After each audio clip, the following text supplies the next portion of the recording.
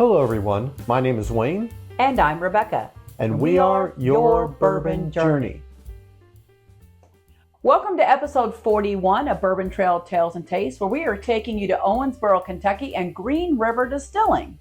Now originally, Green River was our fourth distillery to visit. That happened in 2021 before we were even doing the Bourbon Trail. We hadn't even thought about it then.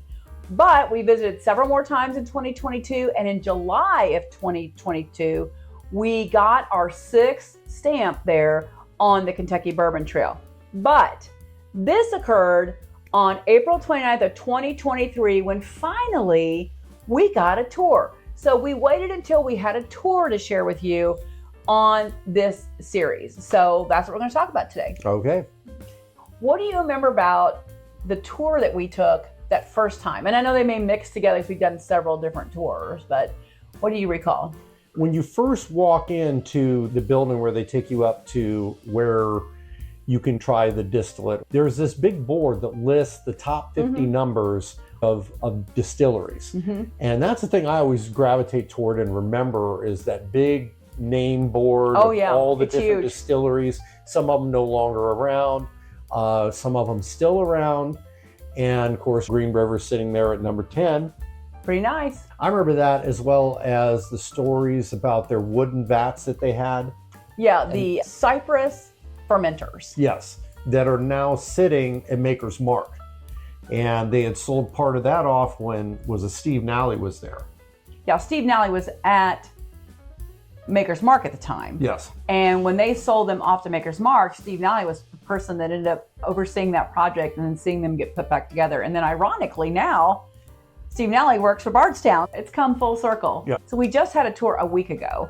And the first thing they really do before you even get to distillery is you come inside and then you go into this room that has a lot of their history. Yes. So they have barrels that have their history written on it, going back to the 1800s. They talk about the Medley family, things that they did all the way through time, everything else. And the McCulloughs were way back when, how it changed hands several times. In fact, the first time we went there, they didn't really have a lot of offerings of Green River. They were doing a lot of other things. And we still have quite a few of those, believe it or not, from back then, is when they changed brands and they finally got back their original name of Green River Distilling. So that was pretty exciting and pretty historic for them to be able to do that. And that first part with history, it just makes you go, wow, when you're listening to the tour guide talk about all the historical moments that happened with this brand.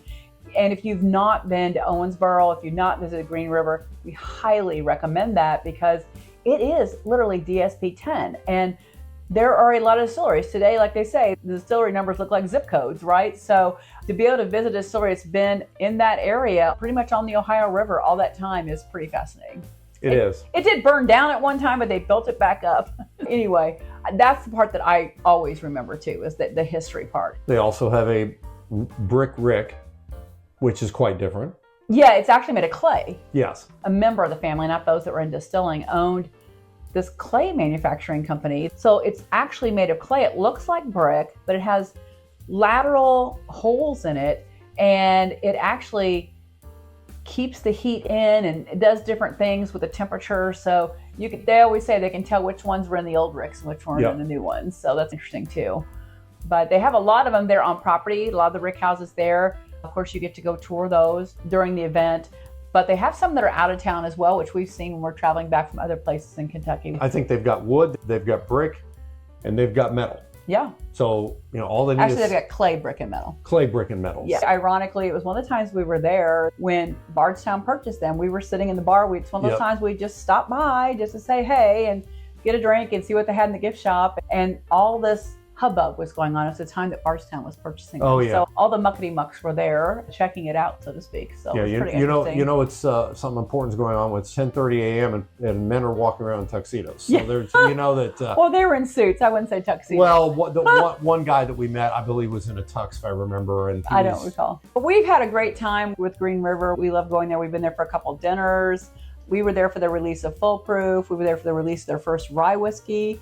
So we feel like we have quite a history with them. So they always stay warm in our heart. And it's a great tour. And then when you get done with the tour, they bring you back and you have the opportunity to go into this tasting room that's inside this venue space, because they have a lot of weddings there on the weekends, and that you get to try usually 4 different tastes, Yes. which is quite nice.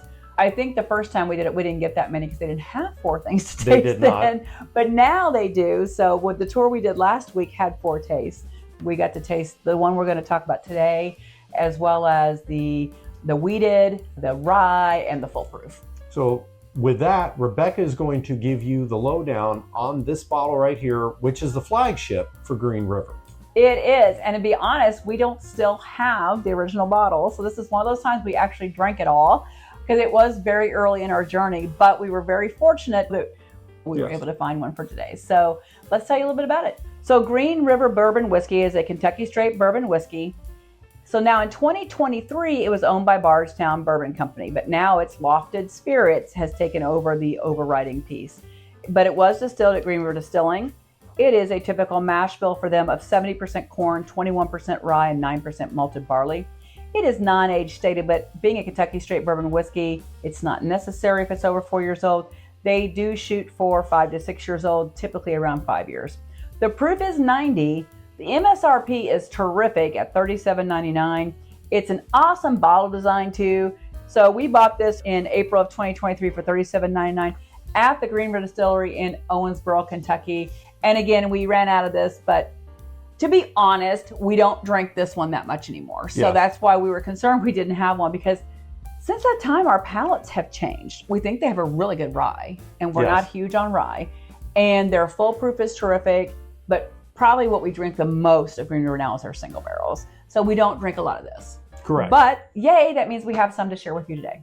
Yep. So there you go.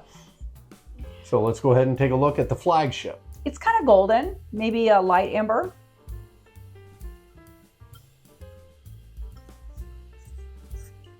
And probably this juice, at that time, the master distiller would have been Jacob Call. Yep. Mm-hmm. It smells like Green River to me. We've done a couple events with the Owensboro Bourbon Society where they brought in different single barrels for us to taste. So we've tasted a lot of Green River through the years. I think it's got a pleasant nose. You definitely get those rye spices. I always deviate toward the sweetness. I never deviate toward the rye. There must be like a mental block for me with it. I don't know. I do get just a tad bit of orange, and I get sweetness. For me, it's kind of a brown sugar. Not really caramel, but I am getting cinnamon. I'm getting a lot of cinnamon with it.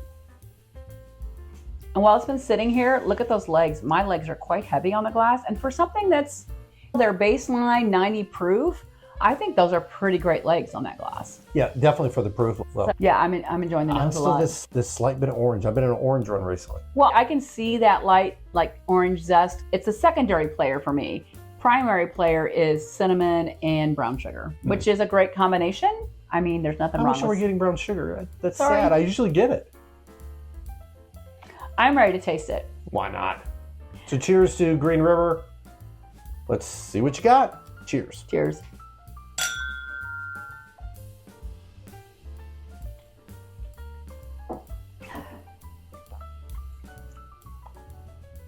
I think it mashes the nose amazingly. Well, I get the rye in the taste. Mm-hmm. The rye that I could not find on the nose. It's 21%, and it's there. It's not heavy, but you can tell it's there. No, it gives it a hardiness to me. Yeah. Mm-hmm. And it does drink its proof. It does not drink hotter. It drinks 90 proof. Yeah, it's exactly where it should be. This is a great starter bourbon for people. Mm-hmm. I often say a good starter bourbon is a wheated bourbon, and they do have a wheated bourbon now.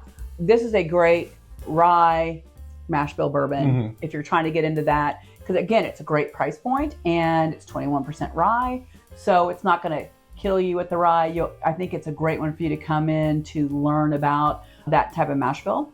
And I think it's also great for cocktails because even though it's only a 90 proof, it has a lot of flavor and a lot of stuff to it that I think will enhance a cocktail. And it's just for its price and its proof point, you really can't go wrong. Well, I've made a lot of cocktails with this and with their full proof, which is 117 proof. So I do like a little bit higher proof cocktail, but I have used this one as well. That's probably why I ran out. And then I went to using the full proof, which if you want a little bit more kick to your cocktail, the full proof, it has a similar profile, but it's just a little proofier. But I like this. I'm still getting the brown sugar on the palate. I'm getting the rye spice. I'm getting some spiciness from the rye. A little bit of, let me see.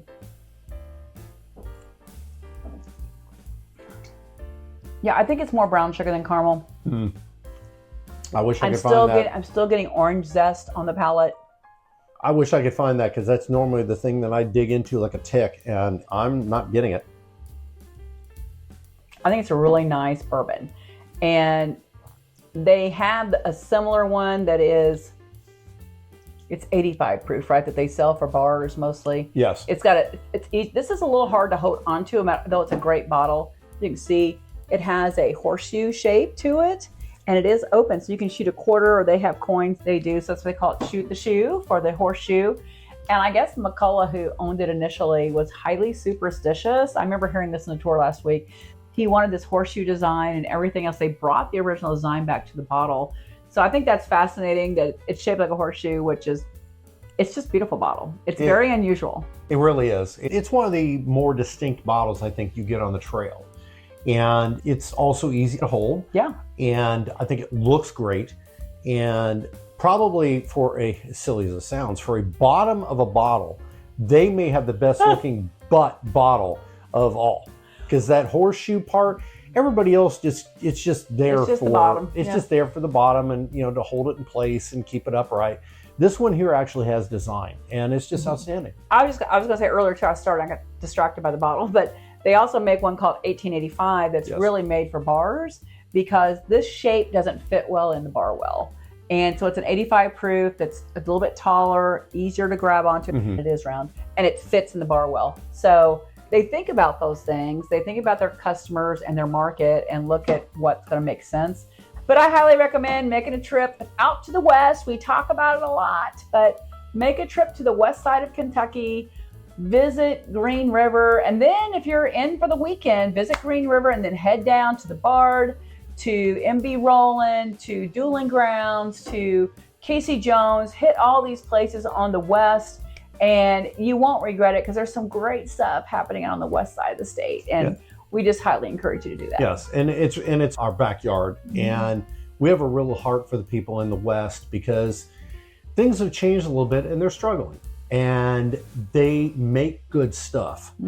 And we really encourage those of you who are out there who listen to us to go ahead and invest some time and money in the products that are coming out of the west, because they are good. So with that, Green River, Aaron Harris, whoever else, whatever goes to the McCullough of the past, cheers to you out there. Thank you for your time. If you like what we do, hit the subscribe button. Always remember to drink responsibly. And for today, put some Green River in your glass. For the price, you can definitely afford it. Cheers. Cheers.